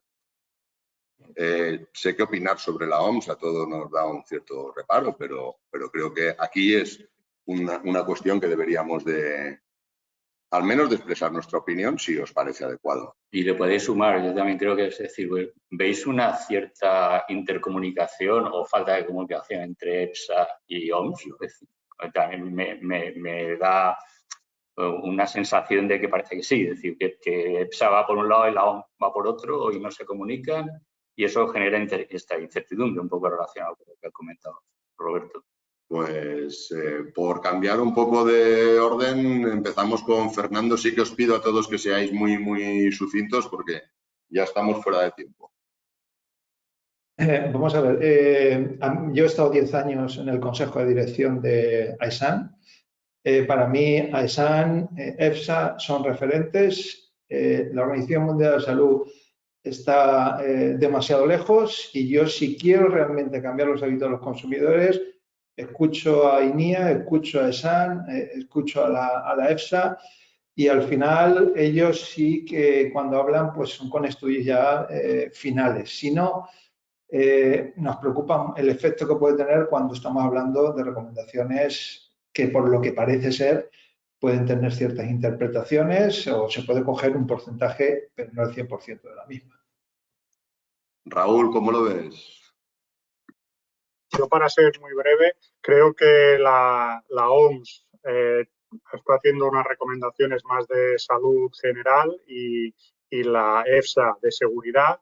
Yo creo que son recomendaciones, entre comillas, un poco diferentes porque no tienen que ir siempre de la mano. Una cosa es que un producto sea seguro y otra cosa es que a largo plazo pueda aumentar el riesgo de una enfermedad, como por ejemplo pues el azúcar, o otros alimentos que consideraríamos seguros. Es verdad que las recomendaciones de salud tenemos la evidencia que tenemos y se está trabajando para mejorarla y quizá en este sentido sí que pueda ser un poco alarmista o un poco hecho demasiado deprisa, o sin tener en cuenta estudios que van apareciendo pues entre comillas, casi cada día. Entonces, Santiago, ¿cómo desde tu punto de vista? Pues en esto coincido totalmente con Raúl en la diferencia. O sea, la EFSA evalúa el riesgo. ¿Es seguro tomar edulcorantes? Sí. ¿Es saludable? Pues no digo ni que sí ni que no porque no tenemos evidencia todavía, pero la OMS en ese caso es a donde apunta. O sea, ellos están diciendo si es saludable o no, que no tiene nada que ver con el riesgo, que es lo que más evalúa la EFSA. Santiago, pero si en breve anuncia que el aspartamo, en fin, lo que nos habéis avanzado, ¿no? En ese caso sí que están hablando de seguridad alimentaria. No, están hablando que, bueno, sí, pero están hablando que el consumo de aspartamo se ha relacionado con mayor incidencia de cáncer. Ahora no recuerdo el tipo exacto, pero siguen recomendando o dando datos sobre saludable, o sea, una dieta o incluir un ingrediente en la dieta es saludable o no. Ahí tenemos que ver, porque es algo que he leído en nota de prensa, o sea, no sé si hay una publicación o qué todavía. No ha salido. No ha salido, pero vamos, es casi es Vox Populi. Y por último, como casi por nuestra parte no podía ser menos porque nosotros tenemos una cierta deriva, somos la relación de empresas y es que dejamos para último lugar que ponga la guinda Carmencita y nos cuente también cómo lo ven, ¿no? Si creen que la OMS se ha precipitado o no. No ha comunicado adecuadamente o sí. Bueno, por nuestra parte pensamos que la OMS se ha precipitado un poco. Creo que el comunicado ha asustado más que otra cosa, sobre todo a los consumidores. Nos preocupa que este comunicado, con la buena trayectoria que llevamos de reducción de la obesidad infantil en los últimos años, pueda generar un efecto contrario, porque ahora nos dejemos de consumir edulcorantes y nos vamos a pasar al azúcar. Entonces, todas esas cosas son las que a nosotros nos preocupan. También vemos que como habéis comentado, también preguntabais si van juntos o van separados. En este caso creo que han ido por separado y creo que tenían que haberse juntado, porque una cosa va relacionada con la otra. Está la seguridad alimentaria y está el tema de la salud, pero al final todo tiene que ir unido de la mano. Nos preocupa que no vaya unido de la mano. Sí, esa desunión, por así decirlo, lo que se traduce es el consumidor lo que percibe es que, bueno, ni ellos que son expertos saben lo que dicen, se contradicen y al final es que el consumidor, toda la confianza que podríamos estar generando en cuanto al sistema de salud pública, pues se desbarata. Se desbarata por esta discrepancia de opiniones entre ambas organizaciones. Muchas gracias, Laura. Yo creo que con esto vamos a dar por concluido el webinar. Está grabado y podréis tener acceso a él. Decir que, salvo en este momento, que ya estamos fuera de tiempo, no hemos bajado de los 200 asistentes, creo que bueno, que podemos darnos todos la enhorabuena, ¿no? por tener esta comunidad, ¿no? de profesionales de la seguridad alimentaria tan comprometida y que tiene tanto interés por estar informado tanto de los aspectos legales como de los aspectos técnicos, científicos o como de la realidad de la empresa y de lo que afecta a su cuenta de explotación, que al final también es importante porque acaba siendo riqueza para todos. Muchísimas gracias. Gracias. Gracias a todos. Gracias. Gracias.